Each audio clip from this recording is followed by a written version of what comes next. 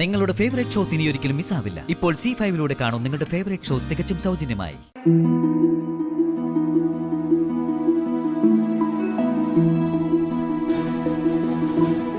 എന്താ വയ്യാണ്ടിരിക്കുന്നേ? എന്തു പറ്റി?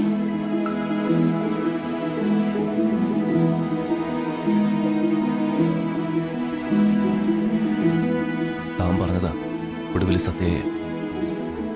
ബൾക്കായി നമ്മൾ കൊടുത്ത ആ പച്ചക്കറിയുടെ ക്യാഷ് ഇനി കിട്ടില്ല. ക്യാഷ് കിട്ടില്ലേ? എന്താ സാറി പറയുന്നത്? എനിക്ക് മനസ്സിലായില്ല.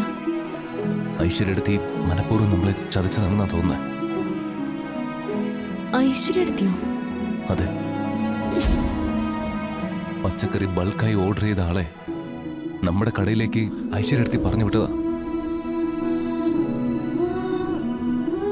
ഐശ്വര്യടുത്തിയുടെ പുതിയ പരിഷ്കാരാണെന്ന് തോന്നുന്നു. കമ്പനി സ്റ്റാഫിനെല്ലാം വേണ്ടി പുതിയ മെസ്സ് തുടങ്ങി. ആളെ വിട്ട് പച്ചക്കറി ഓർഡർ ചെയ്തത് ആ മെസ്സിന് വേണ്ടിയാ. ആ ഒരു മെസ്സിന് വേണ്ടി ദിവസവും എന്തായാലും ഇത്രയും രൂപയുടെ പച്ചക്കറി വേണ്ട. മെസ്സിന്റെ പേര് വെറുതെ പറയുന്ന നമ്മൾ കൊടുത്തതിലെ ബാക്കി പച്ചക്കറി അവര് മറിച്ച് വിറ്റിട്ടുണ്ട്. ഇതെല്ലാം മനഃപൂർവ്വം നമ്മളെ തകർക്കാൻ വേണ്ടി ചെയ്യുന്ന. ഇപ്പൊ തന്നെ അറിഞ്ഞത് ഭാഗ്യം.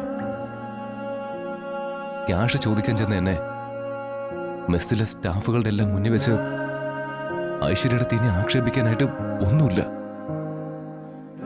എന്നിട്ട് തരാനുള്ള ക്യാഷ് തന്നില്ലേ?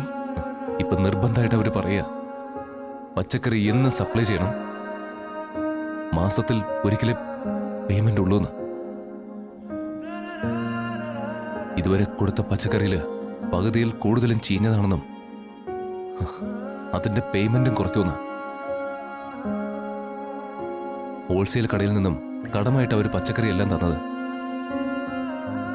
2 ദിവസത്തിലൊരിക്കൽ കണക്ക് തീർക്കണമെന്നാ അവരുടെ എഗ്രിമെന്റ്.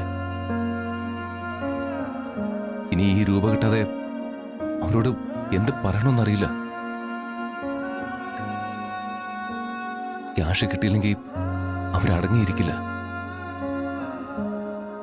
നേരെ നമ്മുടെ കടയിലേക്ക് വരും. അവരെല്ലാം ഒരു പ്രത്യേക ടൈപ്പ് ആൾക്കാരാ.